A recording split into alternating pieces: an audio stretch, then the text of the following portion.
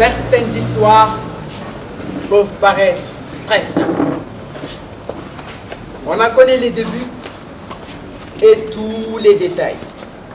Seulement, voilà, dès qu'on décide d'en raconter une, elle se complique. Elle vous échappe.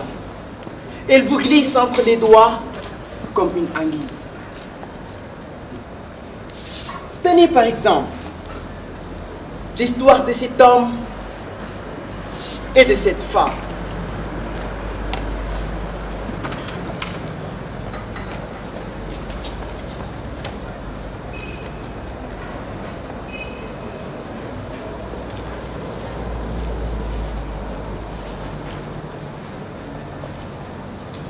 Une histoire comme une autre. Tout ce qu'il y a de plus commun, de plus ordinaire à première vue. Cependant, dès qu'on y touche, la voilà qui se gonfle, qui éclate, qui va dans tous les sens. La voilà qui éclabousse tout le monde. Oui. Personne n'y échappe. C'est normal.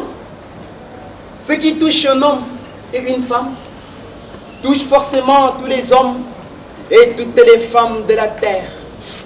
On est dans le monde comme des sardinelles dans une calebasse, serrés les uns contre les autres. Et le monde des hommes, c'est comme une calebasse remplie de sardinelles. Savez-vous ce que c'est qu'une calebasse? Non! Écoutez ce qu'une calebasse sait faire.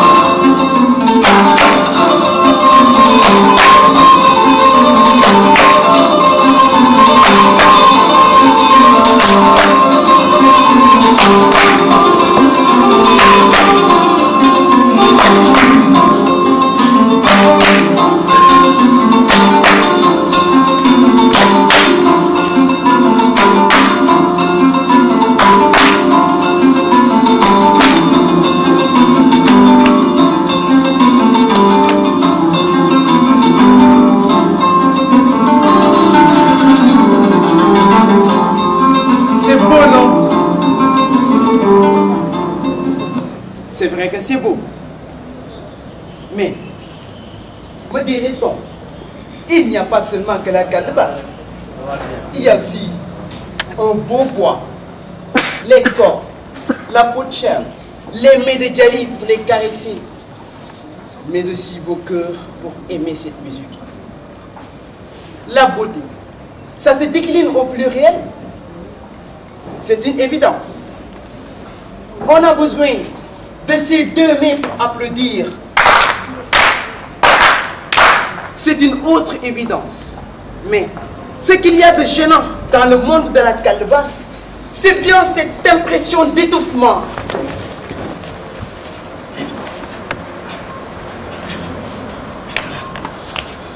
On est pourtant condamné à y être. Si on n'y fait pas attention, on risque de se donner des coups inutilement. Il faut donc apprendre à se supporter, à vivre dans la calebasse du monde. Et pour cela, mettez à la place des sardinelles des hirondelles.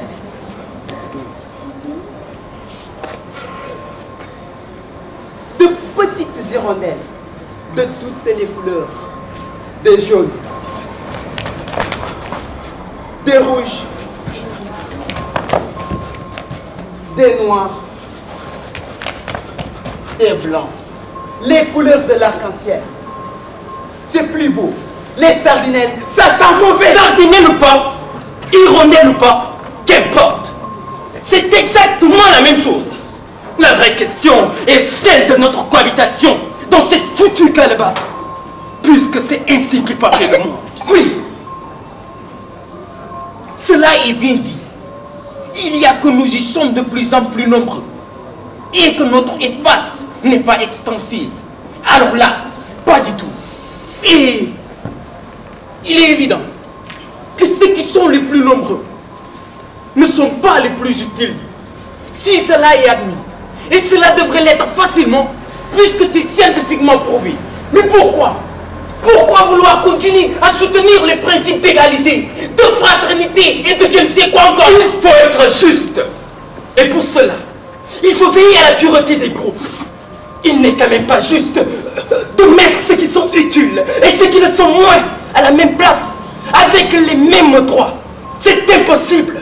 Et d'ailleurs, les frontières existent pour empêcher une telle injustice. Ce qui manque par contre au monde, c'est bien un instrument. Oui, un instrument. Pour l'ordre, pour classer les hommes. Cet instrument, je vous le dis, cet instrument.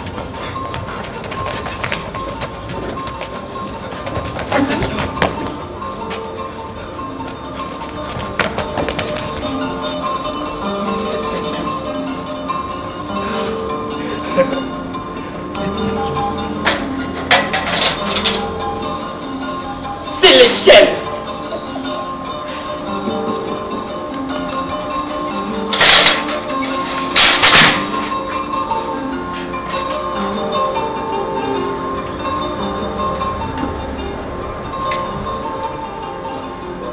Il faut au monde une échelle bien solide, bien calée sur un mur.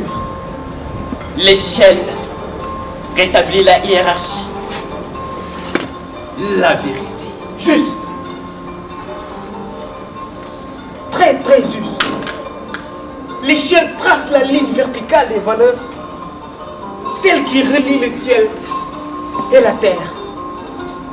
Les meilleurs seront les voisins de Dieu. Et les infrahumains au bas de l'échelle doivent pas tomber dans la boue.